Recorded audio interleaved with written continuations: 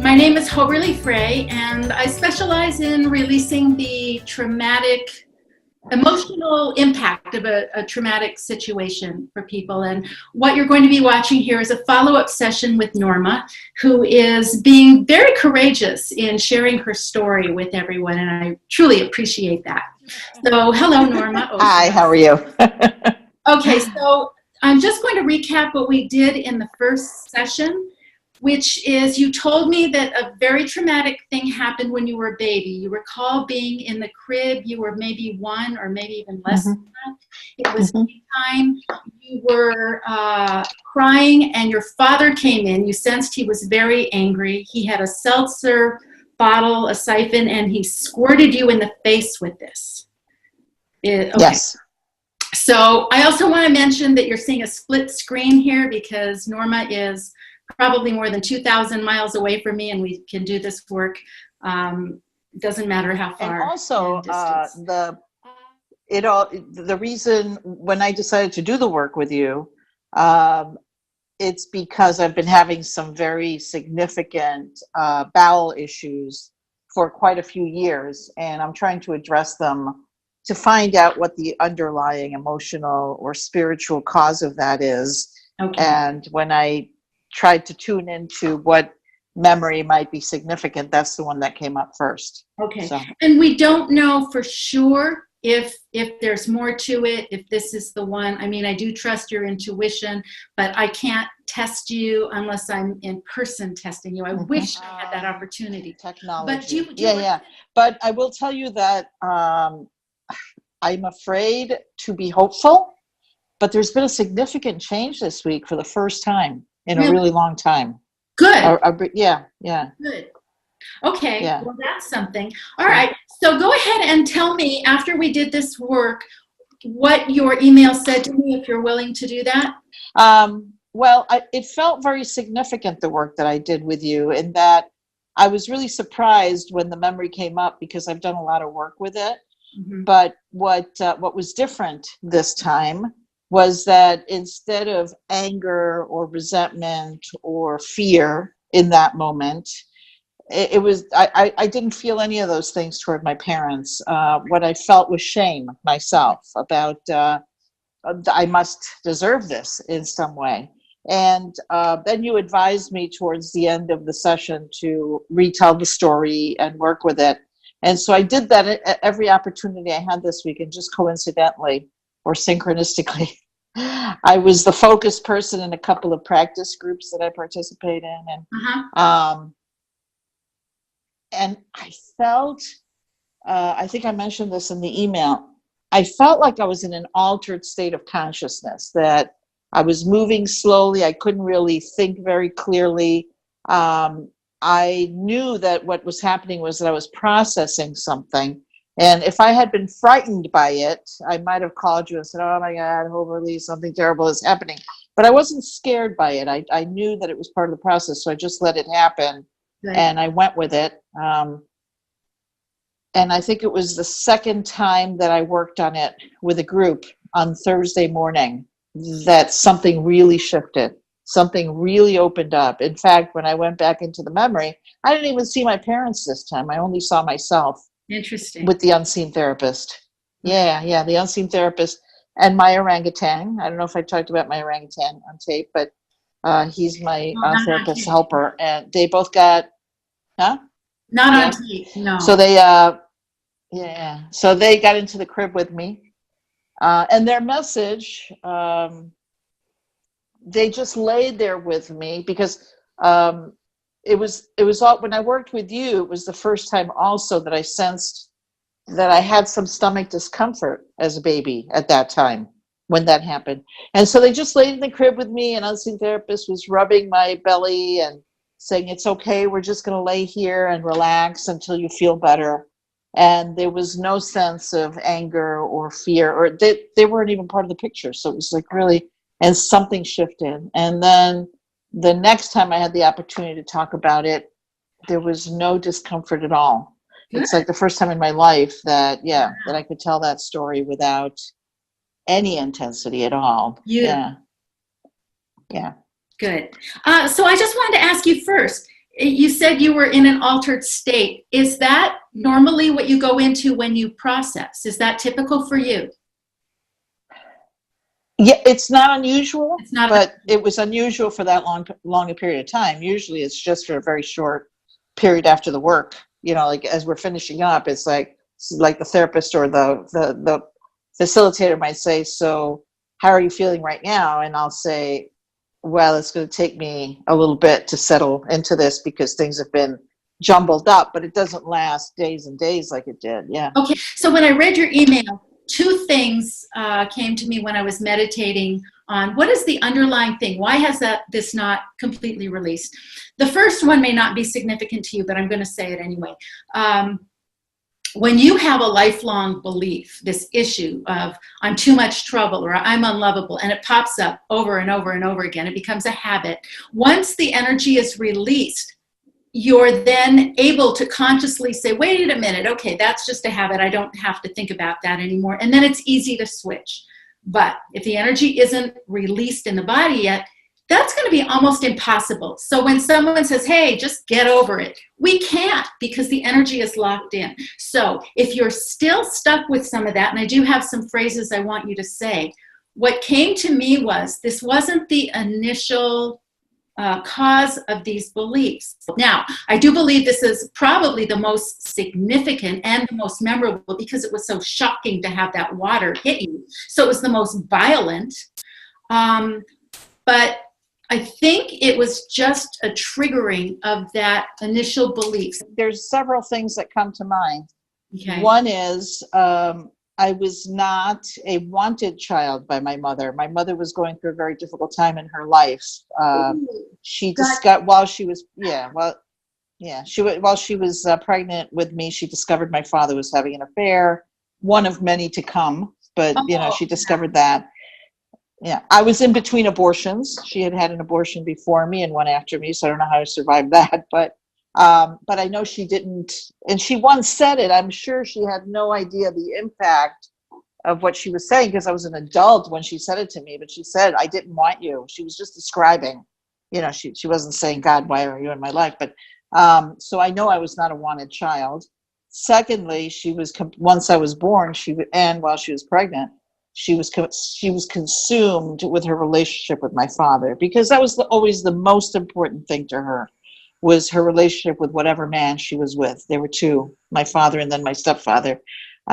So anything that took her energy away from that in a negative way or in a demanding way, and I took a lot of energy from her, was a resentment, something to be gotten rid of.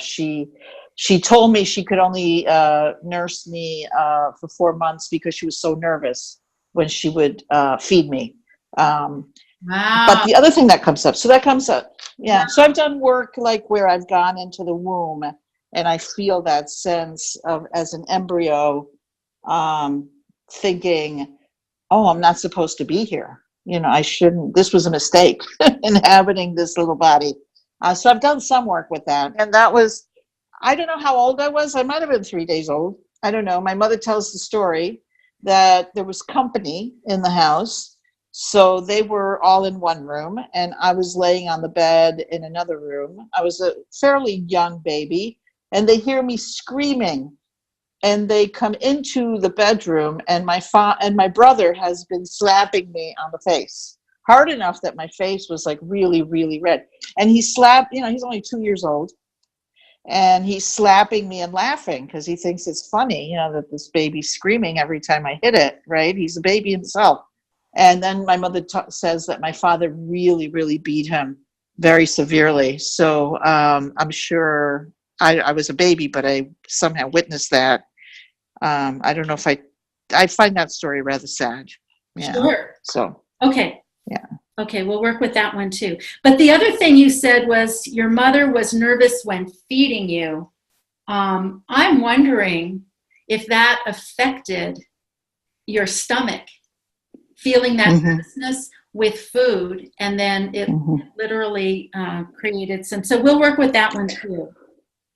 There's an additional thing about that because I've thought about that, about my relationship with food, that so she tells the story when I'm a little older, maybe 2.5, 3. I wanted her to feed me. I wouldn't eat on my own. And so she went to the doctor, who said to her, well, just don't do it. And eventually she'll get hungry enough and eat by herself. And she tells that story like a triumphant moment for herself, that she got me to eat on my own. But the way I experience it is like, nothing I did got your attention. Nothing I did got you to do anything for me, no matter what I did. That's the way I experience it, so. Yeah. Anyway, okay, so I'll stop talking now. Yeah, no, that's fine. I appreciate whatever you have to say. Nothing got attention. Nothing got, and that's still one of those things. I just don't get attention. Right. Yeah. Yeah. Yeah, another big one. So let me have you say, I'm going to have you say some statements and tell me what the intensity is on those, and then we'll go from there. Okay. I'm unlovable. I'm unlovable.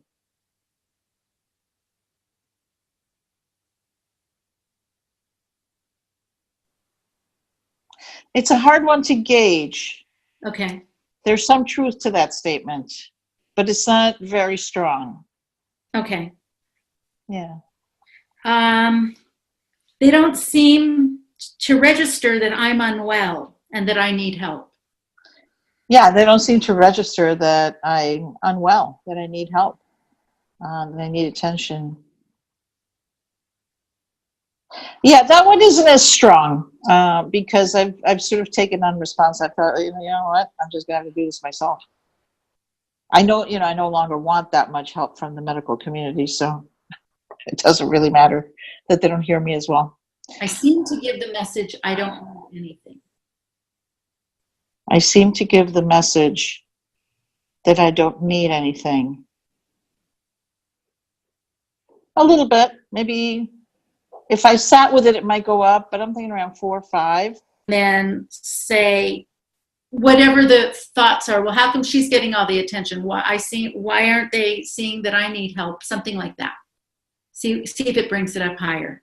And what are the words? What word? I don't know about words, but the feeling is that I somehow repel people approaching me. That there's something that keeps people at a distance from me. Is it because you don't want to be too much trouble? What comes up is there's something about me that causes people to not want to get close to me, to take care of me, to engage with me. Yeah, so that's the first time that I equate that with my mother, right? That's pretty much how it was with her. I'm all alone in the world. I'm all alone in the world. Mm-hmm. That kind of feels, that feels true. Okay, how much? 6 or 7. Okay. Maybe more, but I'm going to give it 6 or 7. Okay. Say, I'm just a big baby. I'm just a big baby.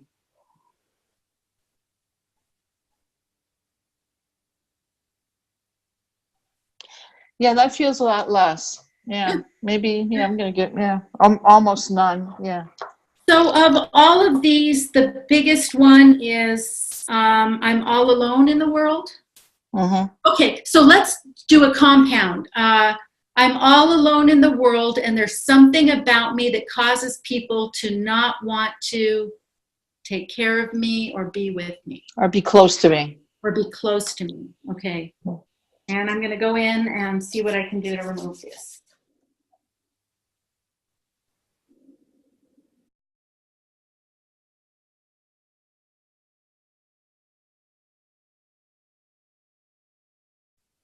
Now imagine that your heart is just filled with more love than you've ever experienced.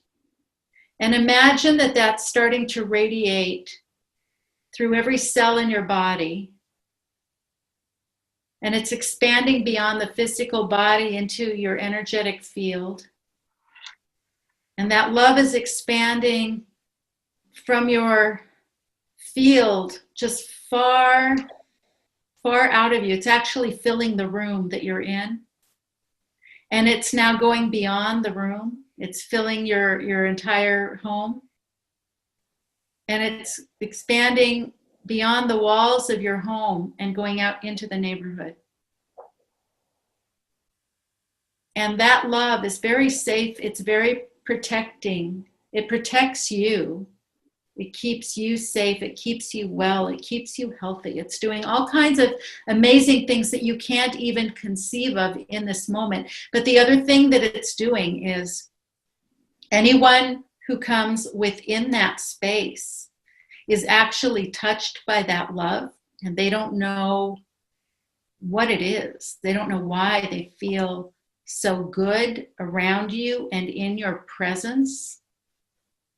But instead of repelling people, it's now going to touch them and help them be more loving. And you don't even need to do anything. This is going to work automatically. Are you open to accepting this and allowing this to happen? Mm-hmm. Yeah, it feels very beautiful. I don't know where this came from, but this is the message for you. So we're going to now install that in you. Ooh, I'm getting chills all over. Me too. It's going to happen automatically, but your awareness of it is going to even make it stronger and more powerful. So just know that it's happening. And just be aware and allow your heart to send out more energy to dissipate this. And as you do, it will be completely, if it's not already gone, it will dissipate until it no longer is active in your life. How does that feel? Oh, it feels wonderful. Feels Cool. great. Cool. Yeah. Okay, good. So open your eyes. Okay. So go ahead and say, I'm all alone in the world. I'm all alone in the world. How does that feel right now? That was like a 6, 7, maybe higher. Oh, no, it doesn't feel that. No, it's much lower. There's a sense of it because I create that in my life. I create this aloneness, but I'm very aware that it's what I create. Yeah. Okay. Are you willing to change that? I think so. It's become very comfortable for me to be alone, and to just close myself off and to choose aloneness versus I'm not afraid to be social. It's very easy for me to go into groups. Sure. But it'll take some effort, some real or at least some decision making. Yeah. Great. You always have that choice. You can be alone if right. you want, but if you choose not to, it doesn't have to be that. So there's something about me that causes people to not want to be close to me. Say that one. There's something about me that causes people to not want to be close to me. It's more the statement is there's something about me that repels people. Okay. And how?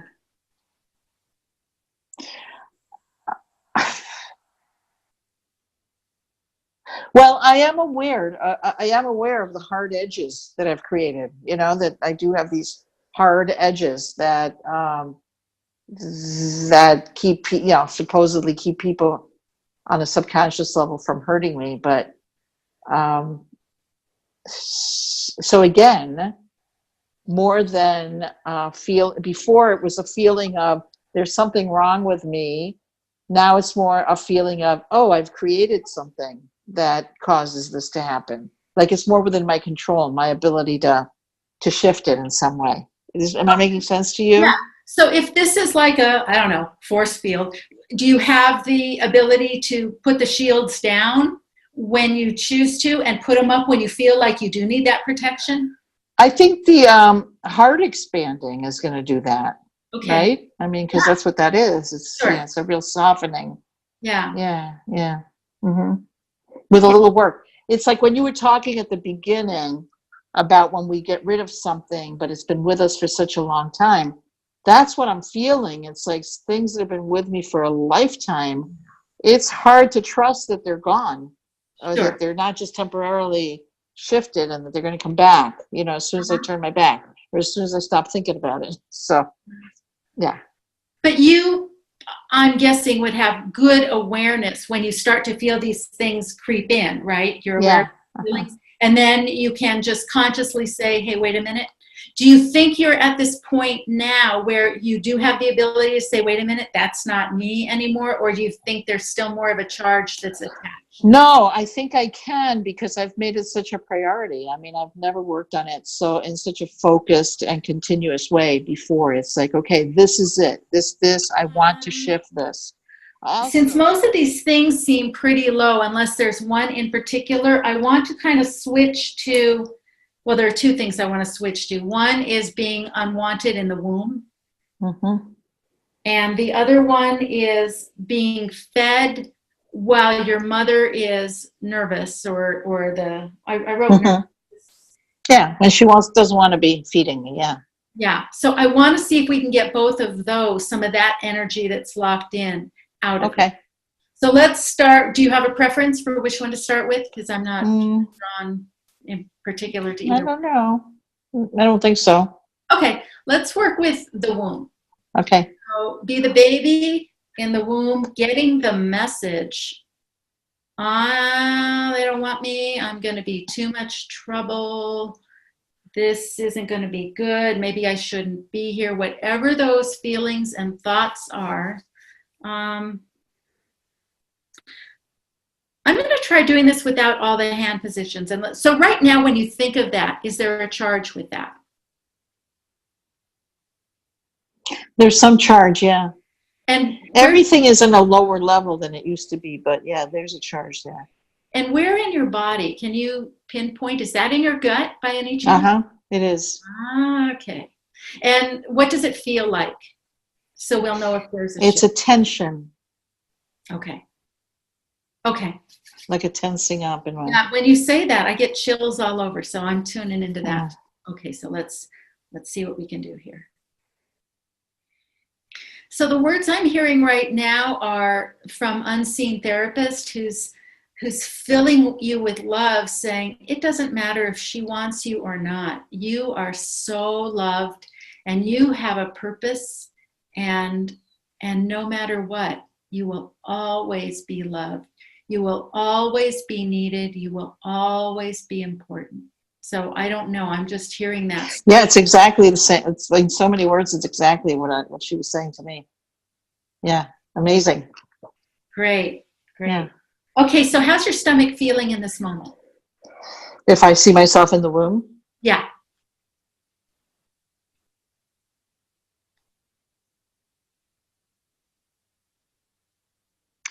It's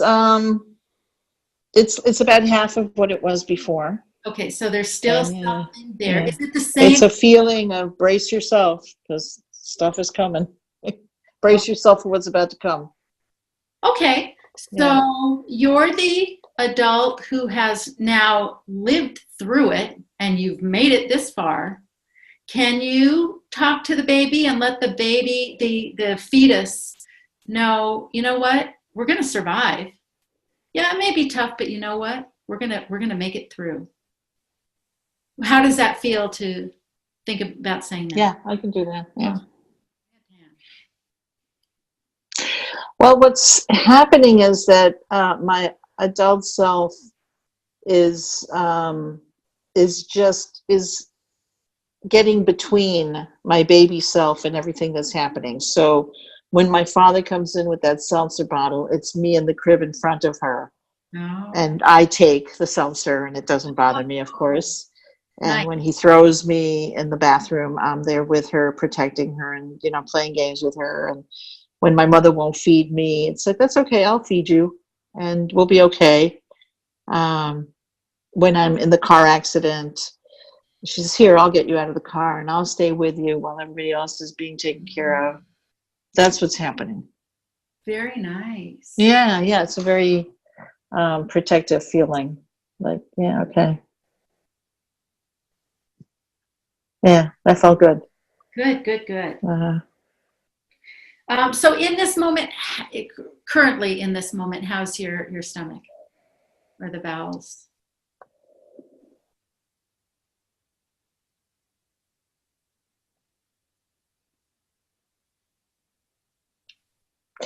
I don't know if they're at a 0, but I mean, they're okay right now.